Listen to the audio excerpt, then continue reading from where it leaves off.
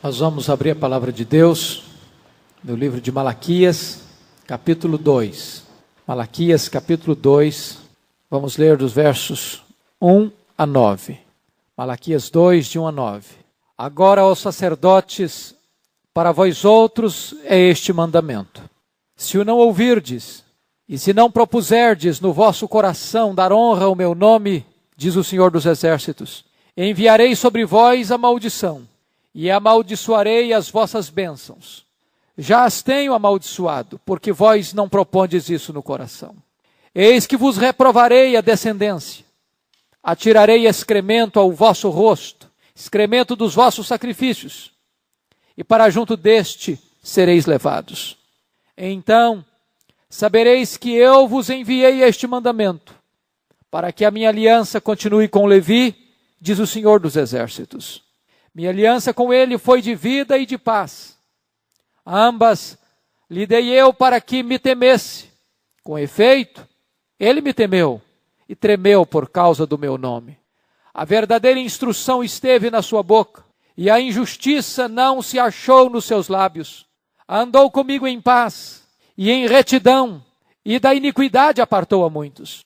Porque os lábios do sacerdote devem guardar o conhecimento, e da sua boca devem os homens procurar a instrução, porque ele é mensageiro do Senhor dos Exércitos. Mas vós vos tendes desviado do caminho, e por vossa instrução tendes feito tropeçar a muitos. Violastes a aliança de Levi, diz o Senhor dos Exércitos.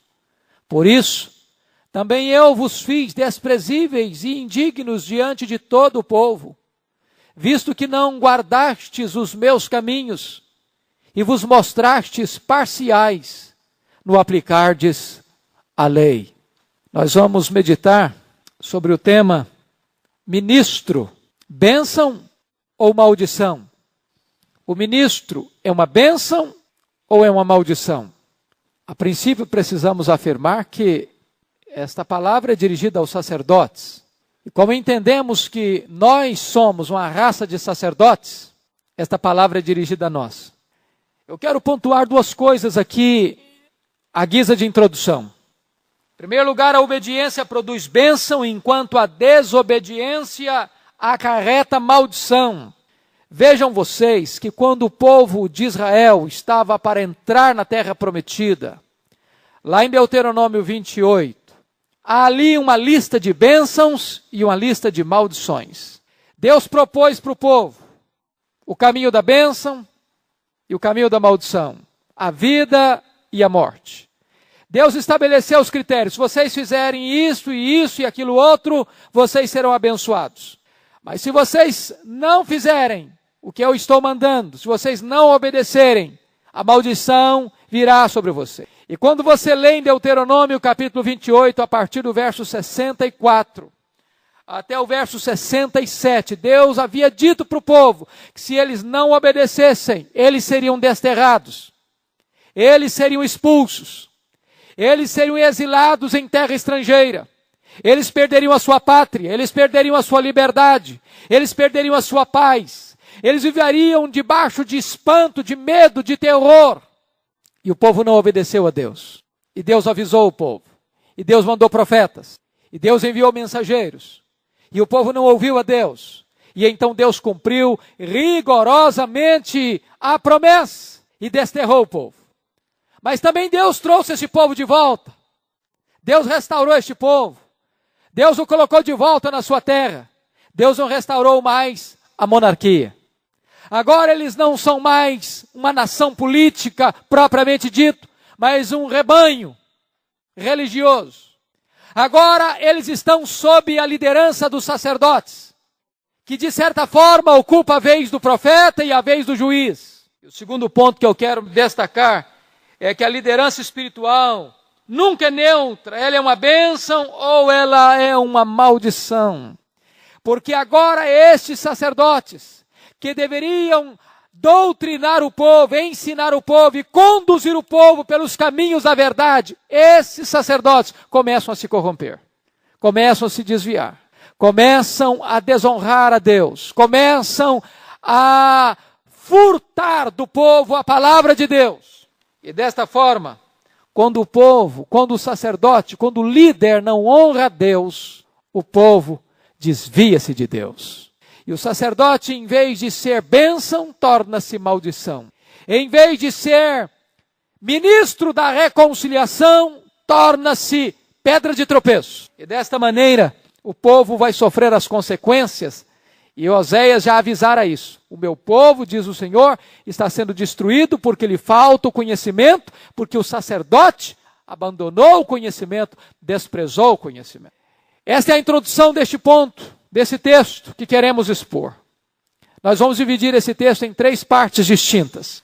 A primeira parte, as bênçãos ministeriais transformadas em maldição. Isso está claramente definido nos versos 1 ao verso 4. Este é um ponto dramático e triste. Deus vai transformar as bênçãos sacerdotais, ministeriais, em maldição. Primeiro ponto, a natureza da maldição sobre as bênçãos. Notem vocês que a maldição cai sobre os próprios ministros. Olha o verso 2. Sua Bíblia aberta, por favor. Se o não ouvirdes, e se não propuserdes no vosso coração dar honra ao meu nome, diz o Senhor dos Exércitos, enviarei sobre vós a maldição. Notem vocês que isto é o reverso da promessa original para a obediência. Em vez de Deus enviar sobre o povo a bênção, Deus envia sobre o povo a maldição. Esta maldição não vai alcançar alguma coisa, essa maldição vai alcançar alguém. Essa maldição vai alcançar os próprios ministros celebrantes, os próprios sacerdotes. Vejam vocês, em outro aspecto, a maldição cai sobre as próprias bênçãos dadas pelos ministros. Vejam ainda o verso 2, quando Deus diz assim: e amaldiçoarei as vossas bênçãos. Notem isso. Deus não está dizendo que vai trocar a bênção pela maldição. O que Deus está dizendo é que Deus vai amaldiçoar as próprias bênçãos. Um dos aspectos do ministério sacerdotal era estender as mãos e abençoar o povo. O Senhor vos abençoe e vos guarde. O Senhor levante sobre vós o seu rosto e tenha misericórdia de vós. O Senhor levante sobre vós a sua face e vos dê a paz. Esta era a bênção sacerdotal, conforme Números 6. Versos 24 a 26. Mas Deus está dizendo o seguinte, que quando aqueles sacerdotes descomprometidos com Ele levantassem as mãos para abençoar, Deus iria transformar essa bênção em maldição. De tal maneira que estar debaixo da autoridade desses sacerdotes, desses ministros, não era uma segurança para o povo, era uma ameaça para o povo. Deus estava convertendo a própria bênção em maldição. Deus estava amaldiçoando a própria bênção que eles estavam dando.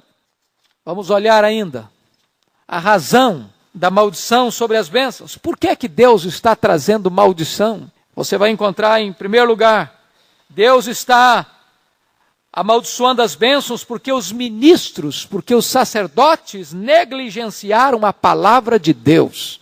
Notem vocês o verso 2 ainda. Se o não ouvirdes e se não propuserdes no vosso coração dar honra ao meu nome, diz o Senhor dos Exércitos. Vejam vocês que esse oráculo, este parágrafo, esta perícope, esta mensagem foi endereçada especialmente para a liderança, para os sacerdotes. Está aí no verso 1. Para vós outros, ó sacerdotes, é este mandamento. Essa palavra mandamento aqui é extremamente importante. A palavra hebraica não é mandamento no sentido de lei de Deus, de Torá. Essa palavra mandamento aqui é uma sentença. Essa palavra mandamento aqui indica uma sentença final irrecorrível. Irrecorrível.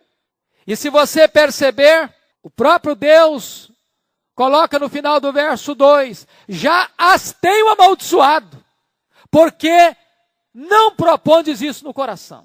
Deus está dizendo, eu já dei a sentença, ela já está lavrada, ela não vai ser suspensa, ela não vai ser anulada, essa sentença vai alcançar vocês. E por quê? Porque os ministros de Deus não propuseram honrar a palavra de Deus, negligenciar a palavra de Deus. Meus irmãos, que coisa triste, quando os homens que deviam ensinar a palavra de Deus, que deveriam ministrar a palavra de Deus, negligenciam isso e fazem este trabalho com negligência. Eu fico impressionado quando vejo, por exemplo, alguns segmentos religiosos hoje, que desencorajam seus pastores de estudar, achando que quando o ministro se prepara para pregar, ele está desonrando o Espírito Santo. Então recomendo o seguinte: você tem que abrir a Bíblia, e onde cair, fale, e depois ainda tem uma desculpa: é o Senhor que mandou falar.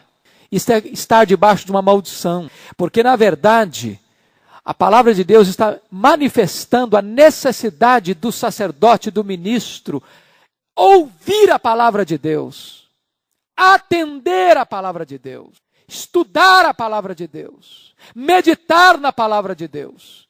É dos lábios do sacerdote que o conhecimento deve ser buscado, porque eles negligenciaram estudar a palavra de Deus, eles começaram a ensinar essa palavra de Deus de maneira equivocada e de maneira parcial.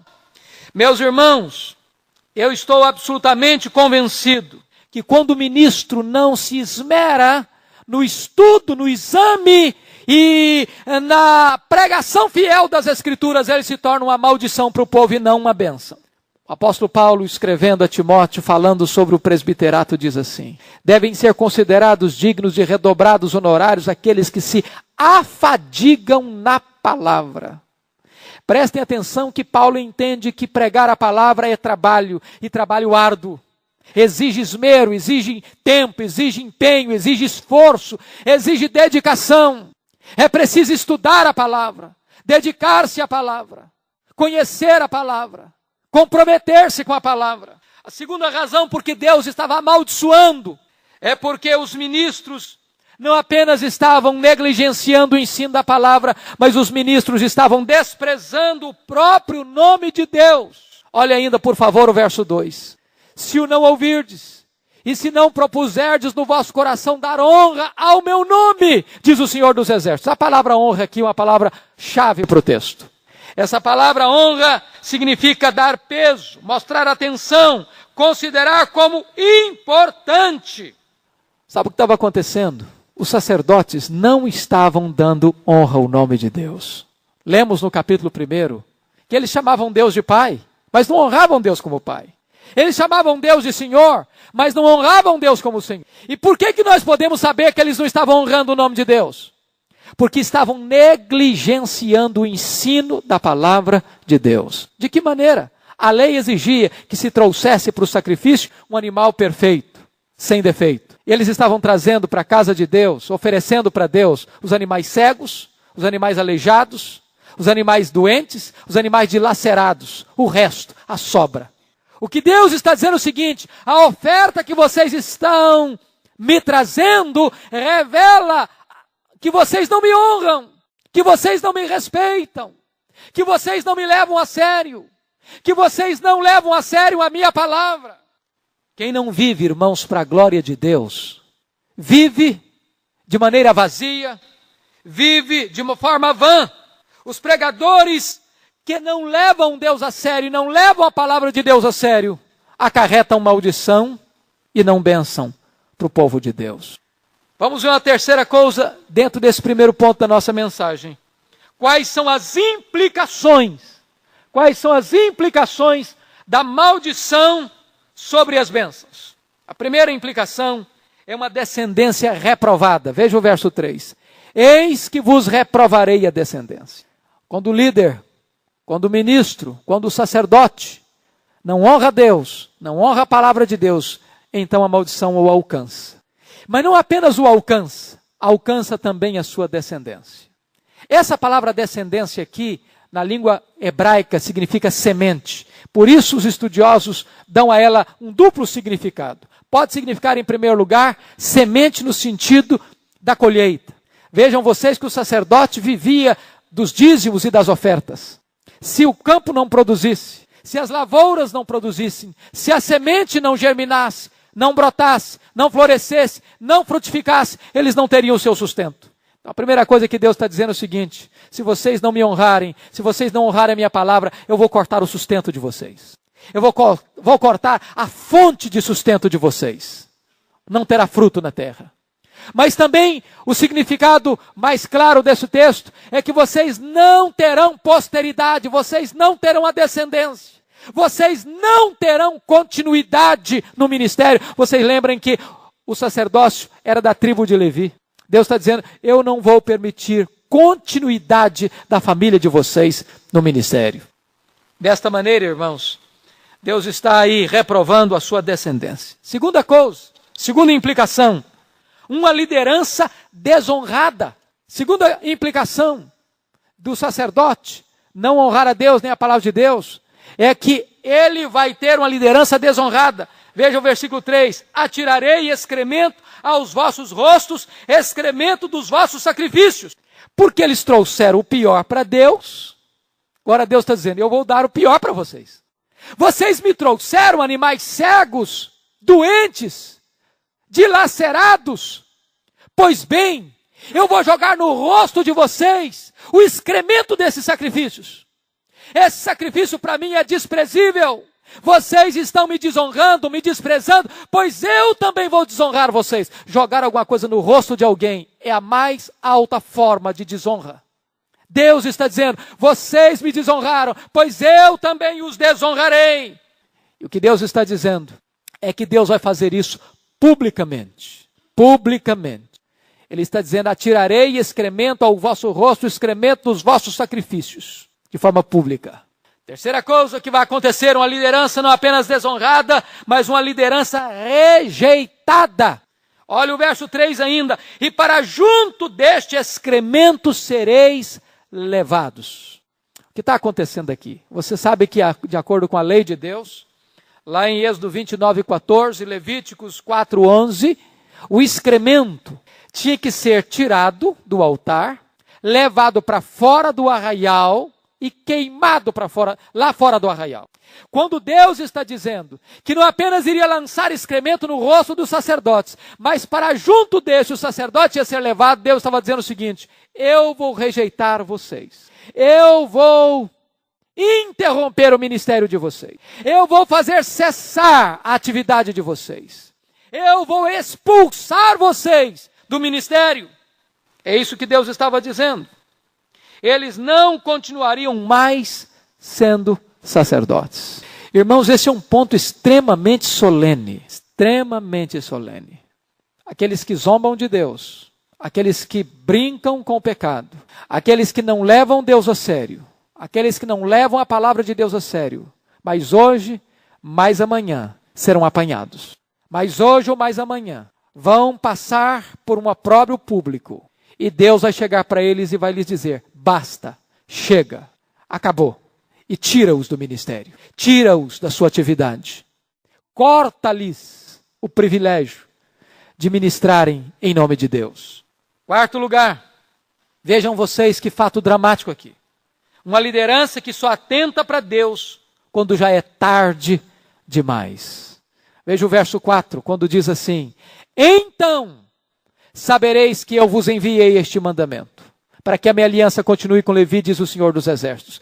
Esse então é extremamente importante para entender o texto. O que esse texto quer dizer é o seguinte: que esses sacerdotes só vão entender que Deus está falando com eles quando eles forem apanhados, quando eles forem flagrados, quando eles forem expostos ao opróbrio, quando eles forem expostos à vergonha pública, quando Deus interromper definitivamente o ministério deles.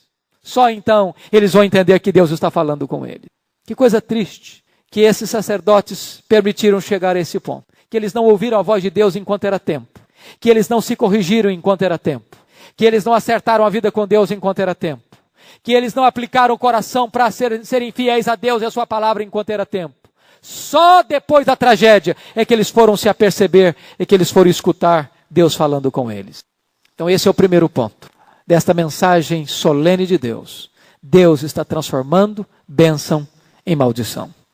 Segundo ponto, irmãos, é um ponto extremamente bonito, positivo, glorioso. A bênção de ser um verdadeiro ministro de Deus.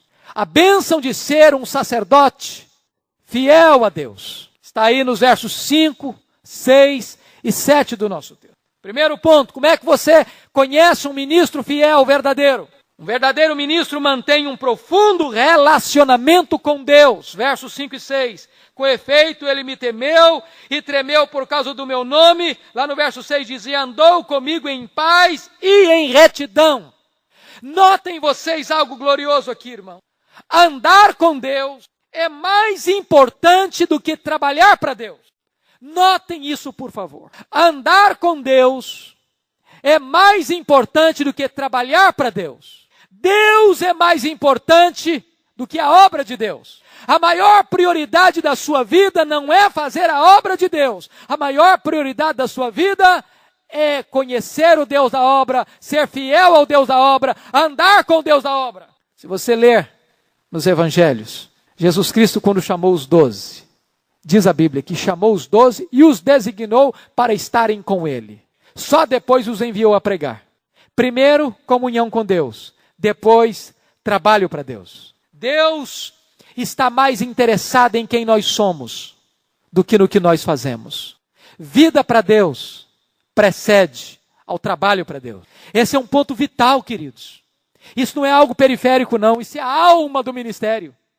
Deus não quer ativismo. Deus quer consagração. Deus quer vida no altar. Deus quer intimidade com Ele. Segundo ponto, irmãos, como é que você descobre, conhece um ministro verdadeiro? Segundo aspecto, um ministro verdadeiro é incorruptível na doutrina. Veja o verso 6.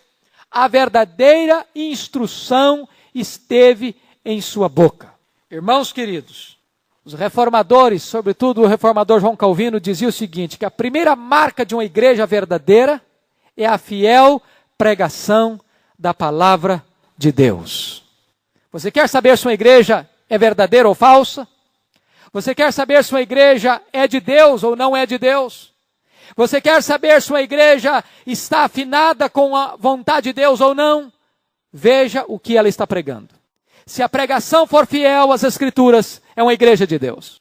Esta é a primeira marca de uma igreja genuína. Esta é a primeira marca de um ministro fiel. É se ele tem uma doutrina incorruptível. Quando o ministro torce a palavra de Deus, quando ele sonega a palavra de Deus, quando ele diz para o povo que Deus não está dizendo, ele não é um ministro de Deus. Ele é um falso profeta. Porque ele está substituindo as palavras de Deus pelas suas próprias. Ele está dizendo em nome de Deus o que Deus não está falando. Ele está exortando em nome de Deus o que Deus não está exortando. Ele está proibindo em nome de Deus o que Deus não está proibindo. Queridos irmãos, isso também não é coisa periférica. Não é. Nós estamos hoje percebendo que há uma grande confusão no meio evangélico brasileiro. Hoje, graça no meio evangélico brasileiro, uma heterodoxia perigosa, ou seja, não se está mais levando a sério as Escrituras. Se nega, se furta a verdadeira palavra de Deus para o povo. Prega-se mensagem de homens, palavras de homens, e não a palavra de Deus, porque uma coisa bem diferente, irmãos, é pregar sobre a Bíblia e pregar a Bíblia. Uma coisa é o pregador abrir a Bíblia no púlpito e abandonar a Bíblia e falar as suas próprias ideias. Outra coisa é o pregador abrir a Bíblia e expor a Bíblia. O que é importante não é a palavra do pregador, é a palavra de Deus. Deus não tem nenhum compromisso com a palavra do pregador. Deus tem compromisso com a sua palavra. O pregador não pode dar palha para o povo em vez do trigo. Ele não pode manter e alimentar o povo com ideias humanas, com doutrinas humanas, mas com o manjar, com o banquete das iguarias de Deus, exaradas na sua palavra. Estamos assistindo hoje uns bandeando para o liberalismo, outros bandeando para o sincretismo, outros bandeando para o pragmatismo e poucos ensinando com fidelidade, com zelo a palavra de Deus. O apóstolo Paulo exorta no ensino, mostra integridade, reverência, linguagem sadia e irrepreensível, para que o adversário seja envergonhado, não tendo indignidade nenhuma que dizer a nosso respeito. Terceira marca de um ministro fiel. Um verdadeiro ministro é estudioso e proclamador da palavra de Deus. Preste atenção nisso. Ele é estudioso e proclamador. Veja o verso 7. Porque os lábios do sacerdote devem guardar o conhecimento. Irmãos, ninguém guarda conhecimento sem estudar. Ninguém. Ninguém. Não se aprende por osmose. Ou se estuda, ou não se conhece. Então a primeira coisa desse sacerdote é que ele é estudioso. Amados irmãos, se alguém é preguiçoso e se diz chamado para o ministério, deve ter confundido a vocação. Deve ter confundido a vocação. Porque não é possível associar preguiça com exercício da obra de Deus. Eu às vezes fico perplexo quando examino alguns relatórios em final de ano. Quando vejo algumas pessoas ministros que durante um ano inteiro registra lá que leu 10 livros. Eu fico chocado, por que não dizer escandalizado? Eu não posso entender isso.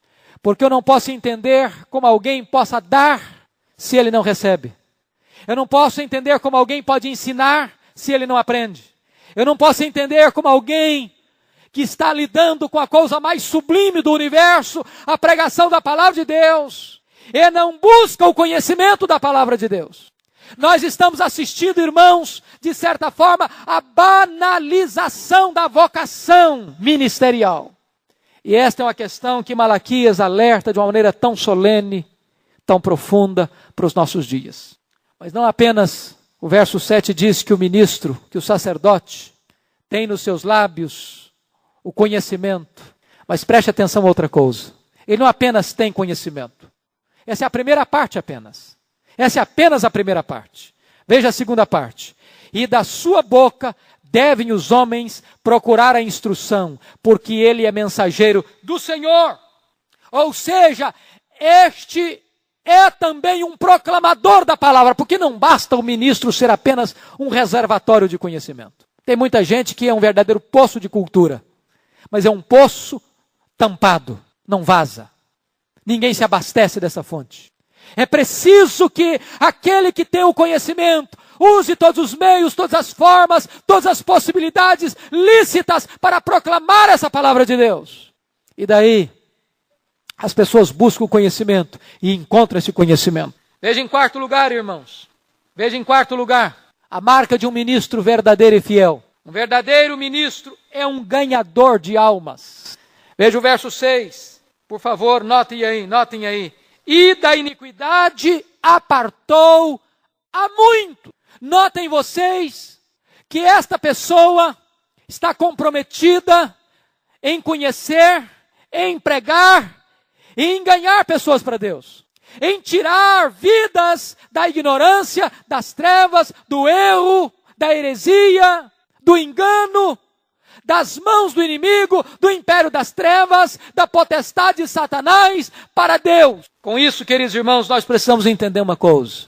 Os ministros de Deus, e nós todos somos ministros de Deus, não podemos perder, queridos irmãos, a paixão pela evangelização. Uma igreja que não evangeliza não tem o direito de ser chamada uma igreja evangélica. Uma igreja que não é uma agência missionária. Uma agência missionária acaba sendo um campo missionário. Nós não podemos nos calar, nós não podemos nos omitir, irmãos. Essa palavra de Malaquias é para mim e para você. Você é um sacerdote de Deus. Você tem o conhecimento de Deus. Não guarde este conhecimento apenas para você. Fale do nome do Senhor. Anuncie a palavra de Deus. Abra a sua boca. Aproveite as oportunidades. Onde quer que você esteja, onde quer que Deus te leve, onde quer que alguém cruze o seu caminho, aproveite as oportunidades, fale deste nome, porque o Evangelho é o poder de Deus para a salvação de todo aquele que crê. Mas vamos ao último ponto da nossa mensagem. Nos versículos 8 e 9. O profeta Malaquias volta novamente a falar sobre os sacerdotes que não honravam a Deus. Então, o terceiro ponto é a maldição de ser um falso ministro. Vamos ver agora quais são as características de um falso ministro. Em primeiro lugar, um falso ministro não anda com Deus em fidelidade. Vejam vocês, verso 8 e 9. Mas vós vos tendes desviado do caminho. Ainda, violaste a aliança de Levi. E ainda, visto que não guardastes os meus caminhos. que está acontecendo aqui é o seguinte: o sacerdote não tem vida digna e não tem ensino fiel. Poderíamos dizer, ele não tem ensino fiel e ele não tem vida digna. Note você que as duas coisas estão sempre entrelaçadas: teologia e ética, doutrina e vida. Porque eles não têm doutrina certa, eles não têm vida certa. Porque eles não honram a palavra, eles não andam com Deus. Meus irmãos, esse é um ponto extremamente importante entender. A conduta daqueles líderes era incompatível com a vocação que eles haviam abraçado. Havia um abismo entre o que eles propunham fazer e aquilo que eles viviam. E eu fico olhando, queridos irmãos, como é atual e como é pertinente a mensagem de Malaquias. Porque não parece que é isso que a igreja está vivenciando hoje? Vocês não notam também uma decadência moral na liderança religiosa no nosso país? Não estamos nós notando um afrouxamento de padrões morais na vida da liderança espiritual? Não vaza continuamente escândalos e mais escândalos na vida de pastores e de líderes? E isso deveria, queridos irmãos, nos levar profundamente a uma reflexão e a botar a boca no pó. Porque, na verdade, aqueles sacerdotes começaram mudando a palavra de Deus. Aqueles sacerdotes começaram abrindo margem para fazer concessão aos absolutos de Deus. Daqui a pouco a vida deles se corrompeu. E agora eles não andam mais com Deus. Eles estão na casa de Deus, eles estão pregando, eles estão instruindo, eles estão falando, eles estão oferecendo sacrifícios, eles estão orando, mas nada disso está funcionando aos olhos de Deus. Ao contrário, em vez de bênção vem maldição, porque há um declínio espiritual. Não é isso que nós estamos assistindo hoje, irmãos? Um abandono da sã doutrina. Notem vocês, queridos irmãos, quantas pessoas que outrora eram fiéis, pregavam com fidelidade, pregavam com zelo, e hoje abandonaram a sã doutrina. Hoje pregam outras coisas. Estão hoje pregando um outro evangelho que não é evangelho. E esta é uma marca de um ministro falso. Ele não anda com Deus em fidelidade. Segunda marca, um falso ministro perverte o ensino da palavra de Deus. Veja você o verso 8. Violastes a aliança de Levi, e por vossa instrução tendes feito tropeçar a muitos. O que está acontecendo aqui, irmãos?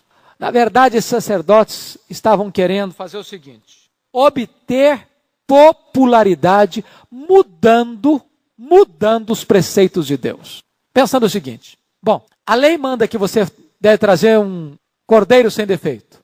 Isso é a Bíblia que diz. Mas nós não queremos sobrecarregar vocês, os dias são tão difíceis. Pegar um macho do rebanho perfeito, você pode estar pegando a matriz. Você sabe que quando você pega a matriz, você pode perder muito dinheiro. Você pode estar deixando de ter lucro. Então vou fazer o seguinte: o que vai fazer diferença? Traz o aleijado mesmo, traz o cego mesmo. Para Deus não vai fazer diferença. Para Deus qualquer coisa serve. E desta maneira, procurando aliviar o que a Bíblia ensina, desta maneira, torcendo o que a Bíblia ensina, desta maneira, dizendo: olha, não importa não, qualquer coisa serve, Deus é tolerante, Deus é misericordioso, Ele vai aceitar de qualquer jeito.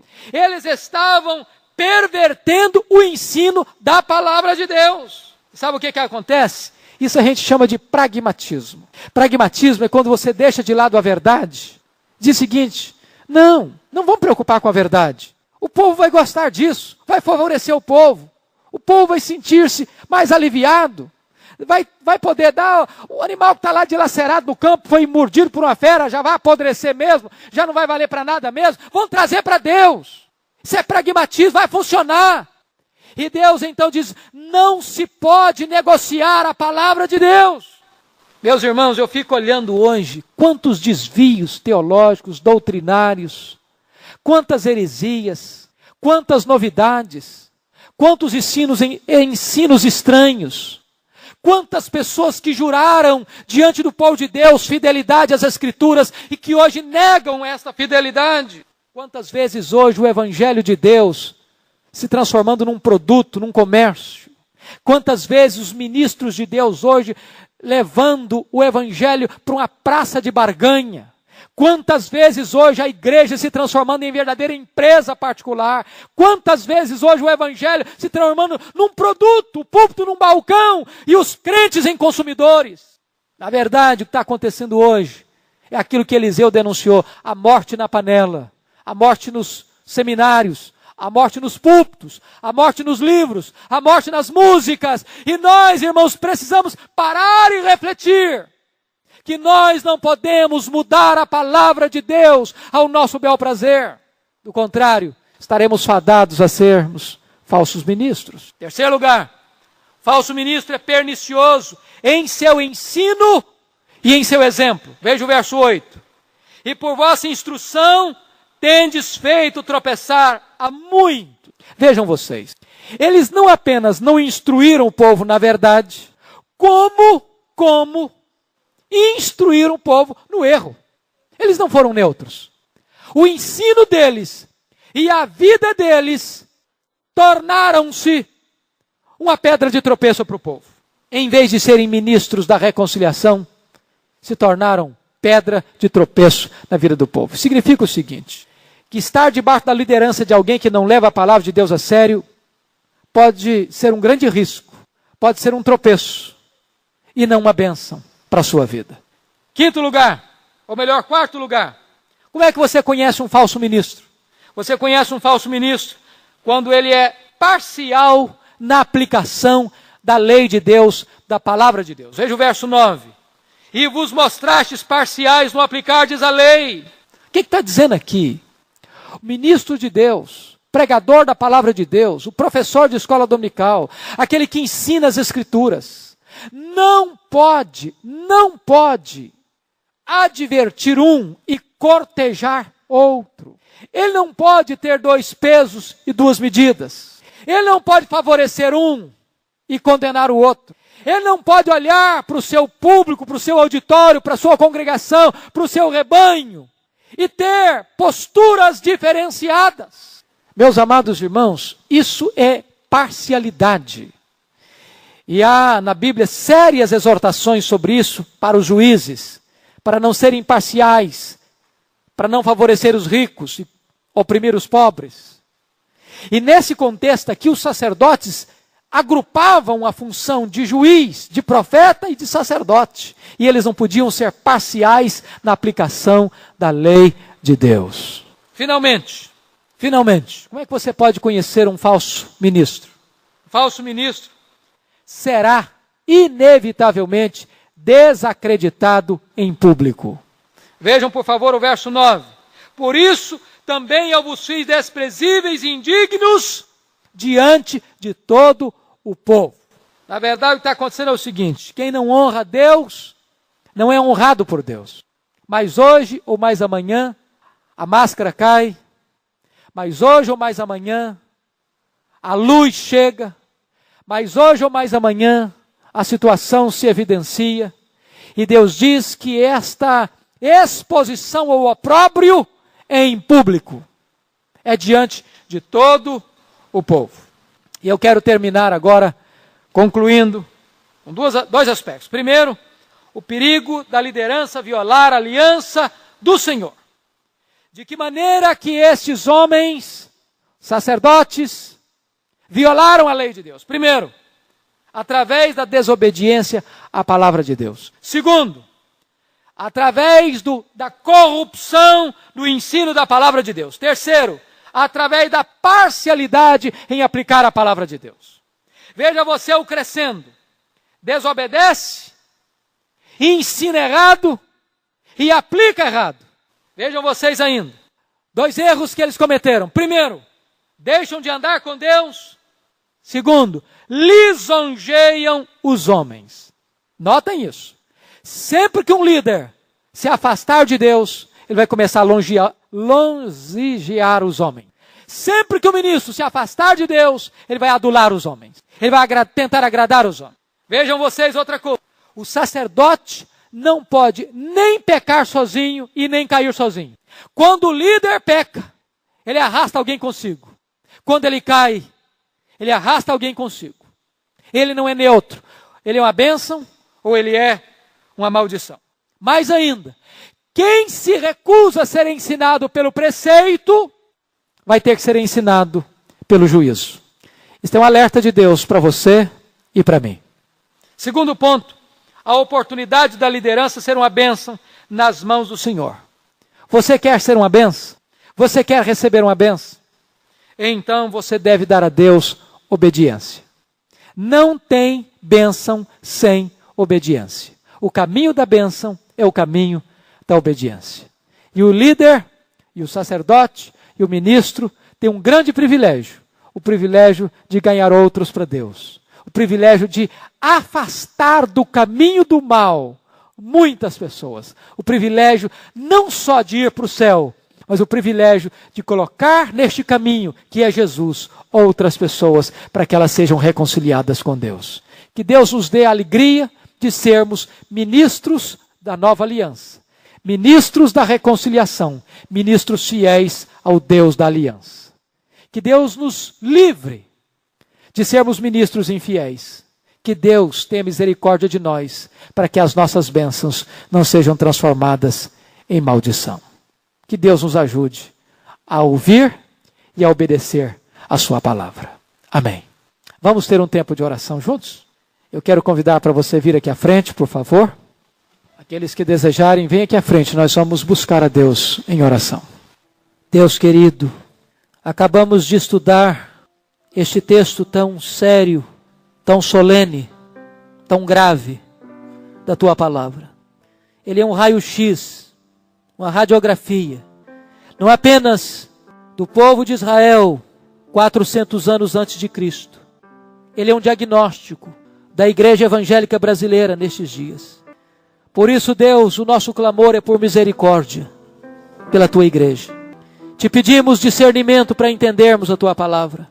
Te pedimos a capacidade de discernirmos entre o certo e o errado, entre o precioso e o vil, para que não venhamos à semelhança daqueles sacerdotes, a mudar a tua lei, a transigir com a verdade, a pregar palavras de homens, em vez de dar ao povo a palavra do Deus vivo. Tem misericórdia de nós, Senhor. Tem misericórdia da igreja evangélica desta nação. Tem misericórdia, Senhor, da nossa denominação. Tem misericórdia desta igreja local, Senhor. Ajuda-nos a permanecermos firmes e fiéis na exposição da tua palavra. Que em vez de buscarmos sucesso aos olhos dos homens, o nosso anseio seja buscar sermos fiéis na tua presença. Nós cremos, Deus, que um é o que planta, outro é o que rega, mas tu és o Deus que dá o crescimento.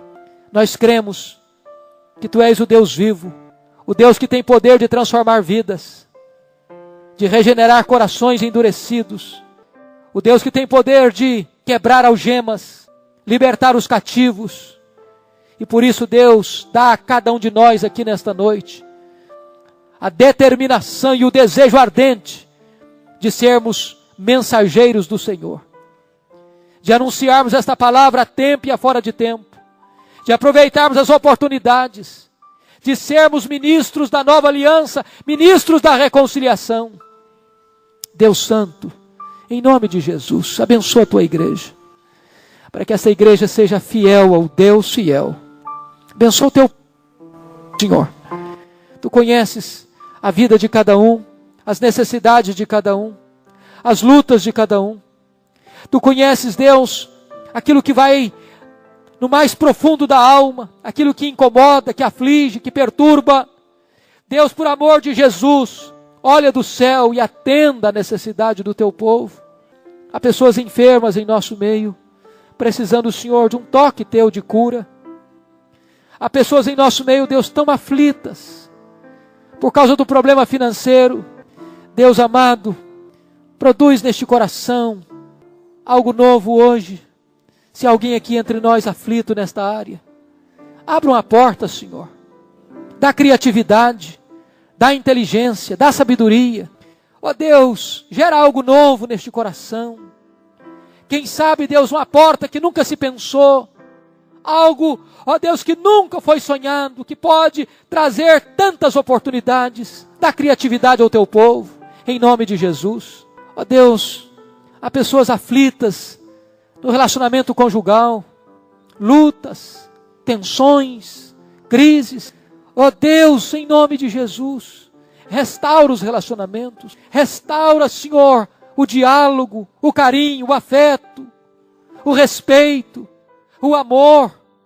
Por amor de Jesus, traz um tempo novo para as famílias. Deus, nós te pedimos que tu aqueças os corações, trazendo um alento novo de vida, entusiasmo, ó Deus, fome da tua palavra, vontade de estar na tua presença, de buscar a tua face em oração. Ó Deus, desperta a tua igreja para ter zelo pelo teu nome, para viver em novidade de vida, para viver, ó Deus, em santificação e honra ao nome que é sobre todo nome, o Senhor da glória.